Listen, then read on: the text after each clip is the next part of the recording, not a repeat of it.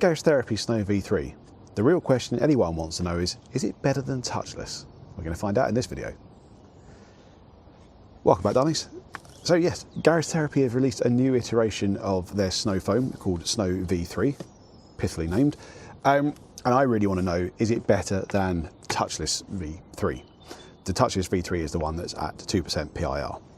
I really liked Snow V2 and I think it was fantastic until Touch-Less V3 came along, and then that was really, really good.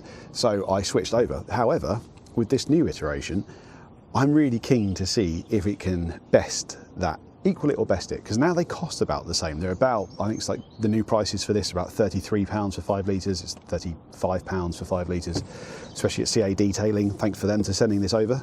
Use the code Llama to get a discount as well. So I want to see how this performs. Apparently it's more concentrated. They've ditched the delimonene and now use a different surfactant, and it's more concentrated, so you can use a bit less. Even though the PIRs were broadly the same, you're now getting more surfactant product in at that PIR ratio, panel impact ratio. So both at 2% is what I'm going to try. Pump sprayer, foamed on. Let's go. Just to give you an idea of the level of dirt we are actually dealing with, it wasn't showing up from far away, so you need to see it like this.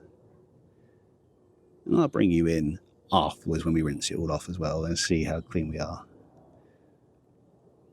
Yeah.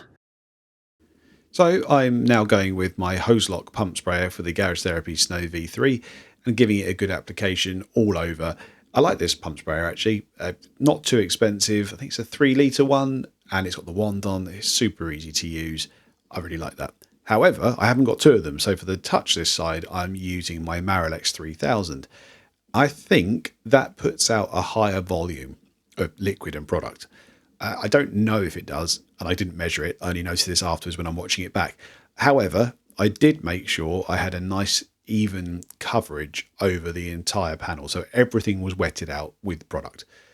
I don't know if this is going to affect the results. However, I did notice it now, so I thought I should mention it because I'm sure some of you would have noticed it in the film as well and might say it in the comments too. My yardstick for when I need to tackle them is going to be when it starts to dry out on the glass. And we'll see which side dries out first. To make that completely fair, how about I give them a dose at the same time? So at least they've both been wetted out at the same time. But again, there might have been a high volume of product on the Touch-Less side. I'm not sure. However, it's the cleaning results we're ultimately looking at. So let's see what comes of this. And this has been dwelling for about 2.5 minutes. I appreciate it's literally watching product dry, which is just starting to happen. Oh, right, we're just starting to see some drying out a tiny bit on the GT side, so we can come for a rinse off. So I've sped this up a bit. Let me know down in the comments if you'd rather have seen this in real time. I don't think it detracts from it being sped up. And also I think watching me do this in real time would have been monumentally boring. Straight off the bat, you can see that they look pretty comparable from a distance. We'll obviously look at that more closely in a minute. Let me know what you're thinking about this. And if you're also one of those people that think you don't need a pre-wash, you can just use a pressure washer, go and have a look at this video later. It's up in the top right there, because I did a really good test and it showed you that water on its own is not good enough. This looks really consistent to me. Don't get me wrong, there's still dirt on there. It hasn't removed everything. But you can see there's a bit of a mark here from where there was a bit of dirt on there. Just showing up, I think, if I swipe through. It looks really consistent on both sides, so very, very equal. I mean, my car clearly needs a massive decon, but it's certainly getting there. That is a very, very even test, which is great news. So now it's really over to foaming ability and how they kind of shape up as snow foams. I have left my van to get absolutely hanging. It may not look terrible. I'll bring you in a bit closer in a second so you can see, but it's been sitting for a while as well. I've had loads of dust and rain and Saharan dust and pollen, and it's all dried up and baked in and baked out and dried out again.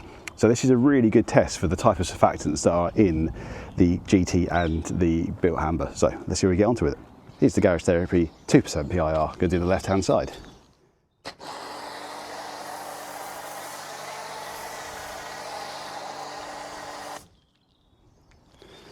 Now, just swap that over, blast it out. No product in there now.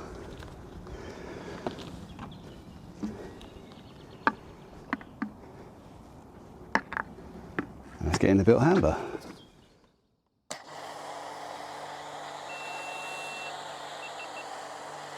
Bit of a camera failure there, but you can see both going on. Now the interesting thing will be, this is in direct sunlight. It's about 14 degrees ambient. Let's see how long these two last. Now obviously weren't on first, so that will have a bit of a disadvantage. But pretty even layer, nice thin wet foams, which is what we really want to see. The CA detailing lance actually does quite a nice job for this. This is about 3 minutes worth of dwell going on here. So you can see now, black glass is warm, vertical panel, glass is more hydrophobic than paint.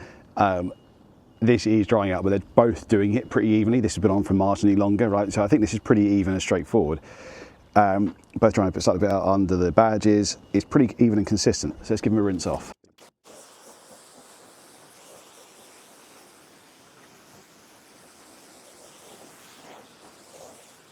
All right, so what we're going to do is let this dry out, and then we'll see if we can get any real differences between the sides.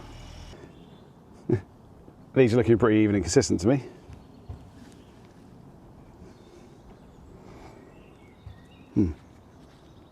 They're not too bad.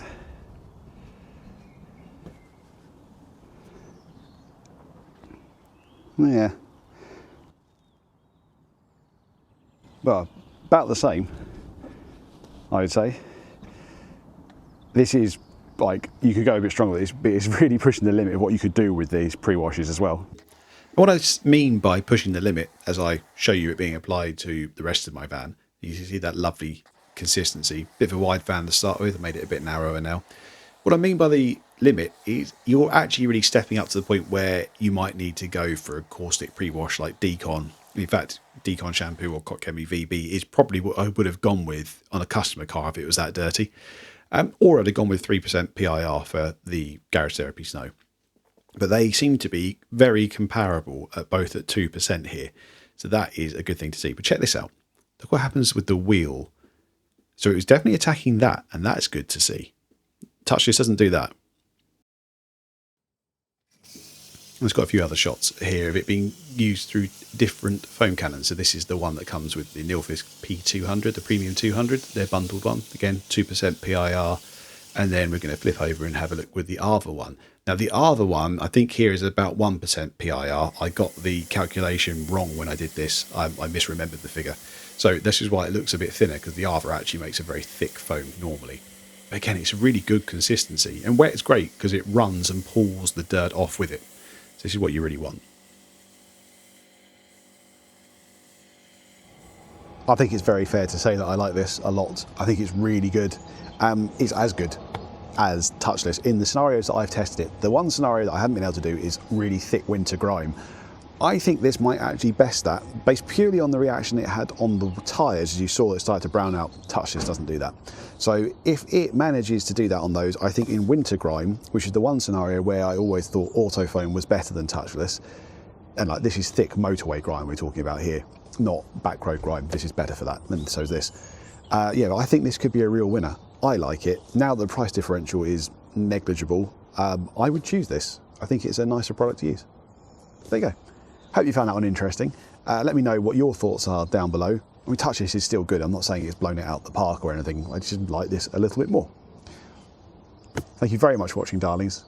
Shall see you in the next one. If you want to watch my thorough test of Touch-Less, have a look at that one there. And if you want to look at my original review of Snow V2 when I took it on 7 different cars, watch this one. Thanks very much for watching. See you in the next one.